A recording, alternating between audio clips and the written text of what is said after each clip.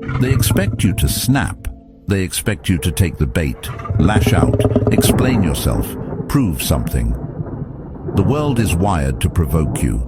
Notifications buzzing, people testing, chaos pressing in from all sides.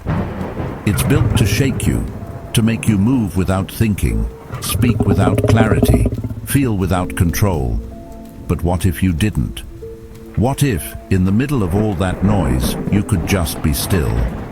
Not because you don't care, but because you've trained your mind to respond instead of react.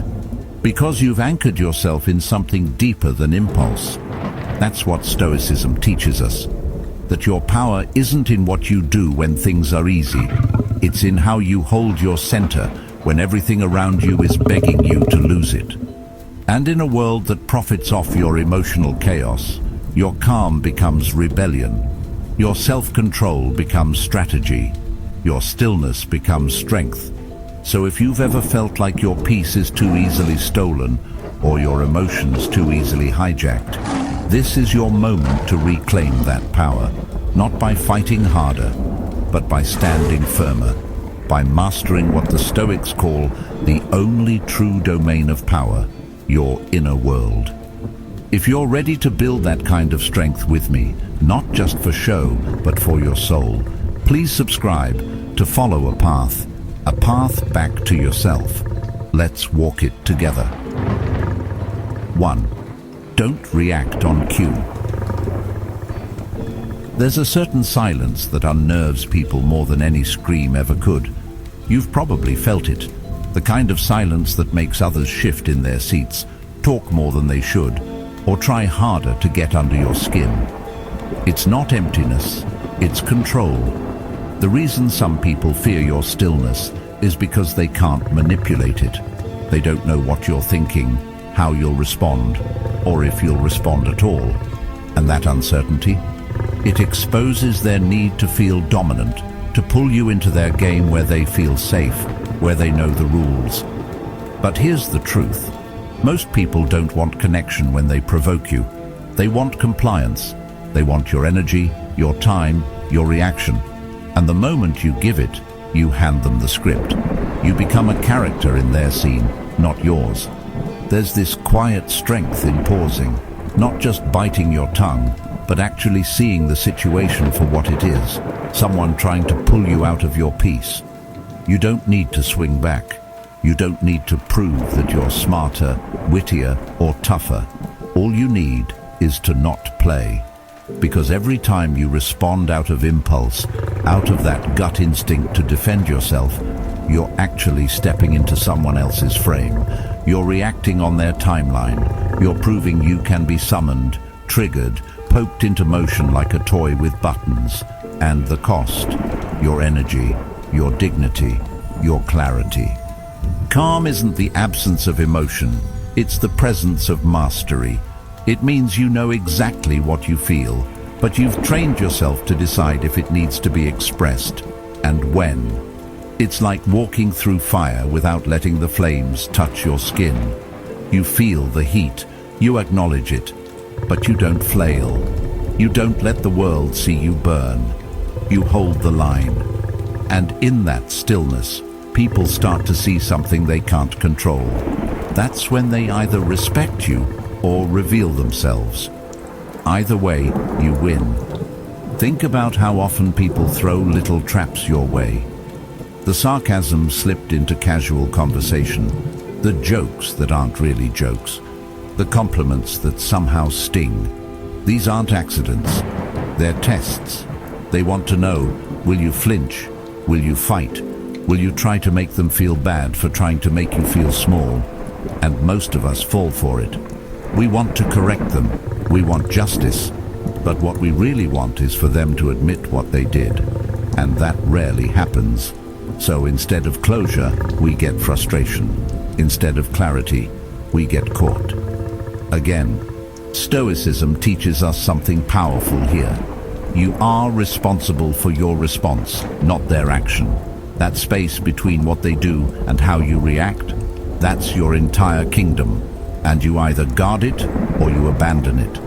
Epictetus once said, If someone succeeds in provoking you, realize that your mind is complicit in the provocation.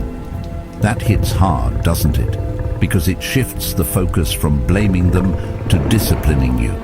It's not about letting people walk all over you.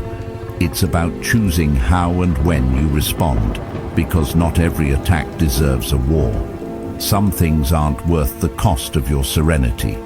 There's a deep kind of dignity in not explaining yourself to people who are trying to misunderstand you, in not wasting your clarity on someone who's only interested in your confusion. When you stop reacting, you stop bleeding energy into every small insult or sudden mood swing that someone throws at you.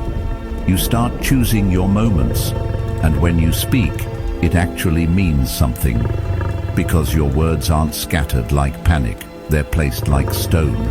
And look, this isn't about being cold or emotionless, it's about being anchored. Calm doesn't mean you let things slide that matter. It means you decide what matters enough to break your silence. It means you can sit in discomfort without needing to lash out just to feel powerful.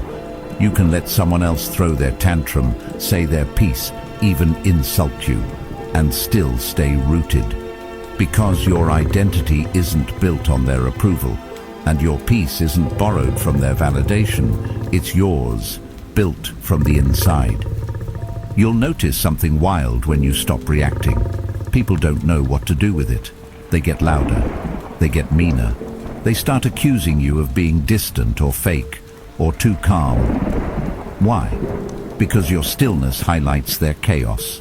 Your quiet shows them how loud they really are. Your self-control reflects back their lack of it. And that mirror, it's uncomfortable. But you're not here to make others comfortable at the cost of your own integrity. This is especially true in close relationships, family, friends, even romantic ones. The people closest to you know your buttons. They know your old patterns. They expect you to react the same way you always have. So when you don't, it disorients them. And sometimes it makes them push harder. But you're not who you used to be. You're not here to prove anything anymore. You're here to live in alignment. And part of that is deciding that not every battle is worth your breath. Not every slight deserves your explanation. Some things just get a shrug and silence. This silence, though, it's not passive. It's deliberate. It's strategy. It's discipline. It's knowing that your time, your mind, and your heart are valuable, and you're not giving them away to people who haven't earned access. Because when you train yourself to not react, something shifts. You stop being a puppet, and you start being a presence. A presence that doesn't rise to bait. A presence that doesn't need to match energy. A presence that feels untouchable. But let's be real. This takes practice. It takes failing at it. It takes moments where you do react and regret it, where you say too much, where you let them pull you back into old habits. That's part of the path.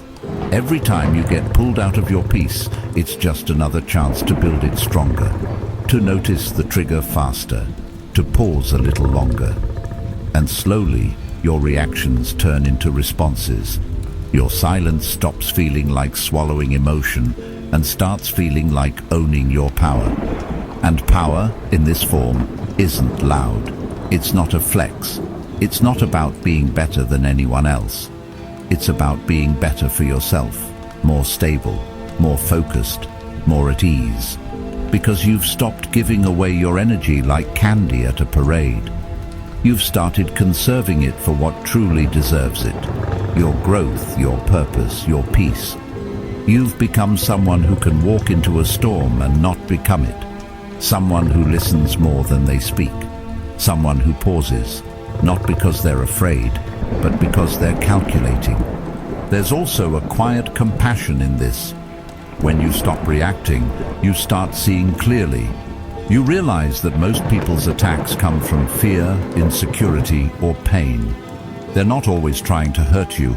They're trying to manage their own chaos, and you're just in the blast radius. That doesn't make their behavior okay. but it helps you release the need to fight every time. You can step back, not just in strength, but in understanding. That's when your calm becomes wisdom. And when you hold that kind of calm consistently, people notice. Not just the ones trying to provoke you, but the ones watching you, learning from you. Your presence starts to teach others that it's possible, that maybe they don't have to lose their mind every time life presses in, that maybe stillness is an option. That's how peace spreads, not through lectures, but through example, through the silent discipline of someone who refuses to be baited, someone who knows they don't need to react on cue because they are no longer an actor in someone else's play. They are the director of their own, and that's where your power lives. 2. Let silence do the talking. There's something about silence that makes people uneasy. Not the kind of silence when you're alone in nature or curled up reading a book, but the kind that happens between people, in a conversation, in an argument, in a room full of tension where one person chooses not to speak. That kind of silence feels loud, uncomfortable, confrontational even, and that's exactly why it's so powerful. We live in a world that teaches us to fill every second, to respond instantly, to explain ourselves before anyone even asks. But what if the strongest move isn't to speak louder, but to say nothing at all? Silence unsettles people who need chaos to feel in control.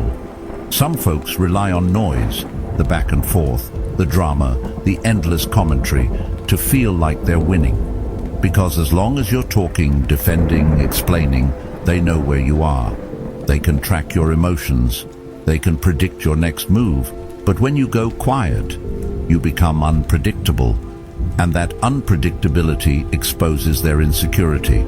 They start wondering what you're thinking, what you're planning, what you might say, or worse, what you won't say. It's not the absence of noise that disturbs them. It's the presence of composure. Silence is not weakness. It's not surrender. It's not avoidance. It's discipline. It's the decision to step out of the storm instead of becoming part of it. You don't need to argue to prove you're right. You don't need to interrupt to be heard. And you definitely don't need to explain your every move to people who've already made up their minds. Some things don't need clarification. Some people don't deserve an answer. Let your actions speak. Let your absence speak. Let your stillness become a message so clear it doesn't need words. When you sit in silence long enough, something fascinating begins to happen. People fill the void. They talk too much. They repeat themselves. They reveal things they didn't mean to share. That's when the mask slips. That's when their intentions, fears, and insecurities spill out. Not because you forced them to, but because your silence made them uncomfortable enough to expose what's really inside. And you just listen. You observe. You collect the truth without lifting a finger. Because the person who listens sees more than the one who speaks. This idea runs deep in Stoic philosophy. Marcus Aurelius, reflecting on human behavior, once wrote, "The best answer to anger is silence." It's not just about refusing to fight. It's about refusing to lower yourself. It's about maintaining your inner order while someone else tries to throw you into disorder. Because when you stay silent, you're not just avoiding drama. You're refusing to give up your peace. And that choice, over time, becomes your reputation. People start to know you as someone who doesn't rise to petty arguments, someone who doesn't need to win the noise game to be heard. Now let's be honest, silence takes strength, especially in a world where the loudest voice often gets the most attention. When someone accuses you of something, your instinct is to defend yourself. When someone misjudges you, your first urge is to set the record straight. But here's the hard truth. Most of the time, defending yourself won't change their mind. It'll just exhaust you. And if someone's committed to misunderstanding you, no explanation will ever be enough. That's when silence becomes not just a tool, but a shield. You stop bleeding energy for people who aren't listening anyway. You also stop giving people emotional shortcuts. See, when you react quickly, especially with anger, sarcasm, or defensiveness, you make it easy for people to label you. There it is, they think. There's the real you. But when you go quiet, they don't get that closure. They're left wondering. And that wonder, that confusion, that's powerful because it puts you in control of the tempo. You're no longer dancing to their rhythm. They're sitting there, tapping their fingers, waiting on you. And the longer they wait, the more they reveal about their own need for control. Silence also gives you the space to reflect. Not every thought needs to be spoken. Not every feeling needs to be shared. In silence, you get clarity. You get time to figure out what's really going on. Before you say something you'll wish you could take back. Carl Jung once said, "Silence is a source of great strength." That's not a metaphor. That's a psychological truth. When you withdraw from the noise, you withdraw from manipulation, confusion, and external pressure. You return to your own center. That's where your wisdom lives. That's where you remember what actually matters and what doesn't. Think about how often we use words as armor. We talk to defend ourselves, to justify our choices, to soften awkwardness. But sometimes words get in the way. They complicate what doesn't need to be complicated. They dilute truth. They invite confusion. There's a reason Stoics valued brevity, because clarity thrives in simplicity. And sometimes the clearest thing you can do is say nothing. There's also a spiritual quality to silence. It allows you to witness, not just what others are doing, but what you're doing, your patterns, your triggers, your impulses. When you're always talking, you're always reacting. But in silence, you begin to observe. You start to understand. That's where real self-awareness is born. It doesn't come from more noise. It comes from stepping back and watching your own mind without judgment. That's Stoicism in practice. Not just being calm, but seeing clearly through the storm. Of course, some people will be bothered by your silence.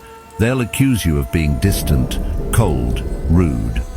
But that says more about their discomfort than your boundaries. Don't let guilt drag you into the noise you walked away from. You're not responsible for managing other people's discomfort with your peace. And if someone truly values your presence, they'll learn to sit in that stillness with you, not demand you fill it for them. In relationships, this can be transformative. When you stop rushing to respond, when you let silence settle instead of forcing the next word, you create space for real connection, for truth, for pause. You stop reacting out of fear and start listening out of care. You stop performing and start being. That kind of presence is rare. That kind of presence is healing. There's also a tactical strength in silence. In negotiation, for example, the person who speaks less often holds more power. In confrontation, the one who stays calm usually sees the path out before the other even realizes there's a choice. In leadership, silence shows restraint. It shows control. And it earns trust because people don't follow noise. They follow direction. They follow clarity. And clarity comes from silence first. But remember, silence doesn't mean suppressing emotion. It means owning it. You can feel deeply and still choose to say nothing. That's not repression, that's mastery. And the more you practice it, the more you'll realize that silence is not empty. It's full of patience, full of strength, full of everything the noise is trying to distract you from. Eventually, people start to understand, not because you told them, but because your silence made them listen. Your silence taught them how to treat you. Your silence reminded them that some energies can't be matched and shouldn't be. Because your calm isn't just a mood, it's a message. It says, I know who I am. I know what I stand for, and I don't need to shout it to prove it. That's the kind of silence that shifts the room, that disarms arguments, that breaks cycles, that protects peace, that teaches without preaching, that leads without forcing. And once you tap into that kind of silence, you never unlearn it. It becomes part of who you are. A quiet, steady presence in a world that's forgotten how to breathe. So the next time you're tempted to speak, to defend, to fight for your voice, pause, breathe, and ask yourself, is this moment asking for noise or for presence? Because silence, when used with wisdom, speaks in ways noise never could. And when the world around you starts to shake, your silence becomes the anchor that holds everything in place. 3. Praise is a soft trap. We all like being recognized, don't we? A compliment here, a pat on the back there. It feels good to be seen, appreciated, acknowledged for the hard work we put in. We've all experienced that rush when someone tells us we're doing a great job, that we're smart or talented or something else that boosts our self-worth. But here's the thing that most people don't realize. There's a fine line between feeling good about a compliment and needing it to feel good about ourselves. And once you cross that line, praise becomes a soft trap, one that slowly starts to pull at your self-esteem and your sense of worth. At first, it's subtle. You might brush it off, or laugh it off, or even deny it a little. It's just a compliment, no big deal. But then it starts to happen more often. Maybe at work, maybe with friends, maybe even from strangers. At some point you notice the smile on your face doesn't feel quite as real unless someone gives you that positive feedback. It starts to feel like you need it. And that's when the trap closes. Because now, your worth is attached to external validation. You're no longer standing on solid ground. You're floating, waiting for the next compliment to keep you in the air. The Stoic path, however, tells us something different. Marcus Aurelius wrote, "The happiness of your life depends upon the quality of your thoughts." Think about that for a second. The happiness of your life doesn't depend on what others say about you. It doesn't depend on whether or not you get noticed. It depends on what you tell yourself. The world can praise you or criticize you, but the Stoic understands that neither should define them. Praise and flattery are like sunshine, nice when they come, but not something you rely on to survive. They're external forces that change with the weather. If you base your happiness and self-worth on them, you'll always be at the mercy of the weather. And believe me, it's unpredictable. So what happens when you get attached to praise? You start performing for approval. You begin shaping your actions and decisions around what others think of you, rather than around your own values or principles. You're no longer acting because it's right. You're acting because you want to hear those words again. And here's the real kicker. When you perform for approval, you're giving up your power. The moment you start relying on praise for your happiness, you lose the ability to truly live authentically. You become predictable. You become a person who only does what gets them noticed, instead of doing what aligns with their values. You see, the Stoics teach us that your actions should be driven by inner virtue, not external rewards. We act because it's right, not because we want others to notice. When you live in accordance with your values, your actions are solid, they're rooted. There's no need to perform for the world. You are who you are, no matter what anyone else thinks.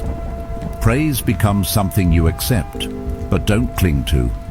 You appreciate it as a reminder that you're on the right path, but you don't rely on it to guide your steps. This mindset isn't about rejecting all praise or saying you never need recognition. It's about creating a foundation so strong that no compliment, no matter how glowing, can shake your sense of self.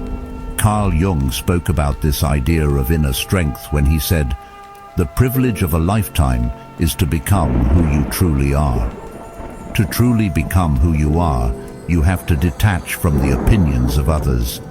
You have to let go of the need to be validated by external sources. When you stop performing for the approval of others, you open up space to actually be who you are. You become self-actualized, living from a place of internal clarity and authenticity. The people who praise you aren't the ones who determine your worth. You do. When you live from this place of self-truth, praise becomes just a fleeting moment, not a permanent fixture of your identity. But what about criticism? Well, it's much the same. If you let criticism define you, if you take it as the truth about who you are, then you've given up your control. You're letting the world dictate your emotional state. Stoicism teaches us that criticism, just like praise, is an external force. It's someone else's perspective. And if you rely on others' opinions for your self-worth, you'll always be at their mercy. Criticism, too, can't define you. It's a reflection of someone else's perspective, not your truth. The goal is to develop an inner clarity where neither praise nor criticism has the power to make you feel less than or more than you are. In this way, you begin to build true emotional resilience. Praise and criticism will always come and go, but your sense of self should be anchored in something much deeper. When you let go of the need to please others, you reclaim your power. You no longer bend to the whims of praise or the sting of criticism. You stand firm in your own truth, and from this place, you can act in alignment with your values, not your ego. Think about the last time someone praised you. How did it feel? Did it make you feel like you were on top of the world? Or did it feel like a fleeting moment, something that quickly faded once the next person said something else? Praise feels great in the moment, but relying on it leaves you always chasing that next high. The key is not in avoiding praise altogether, it's in understanding its role. Praise, like criticism, is just noise.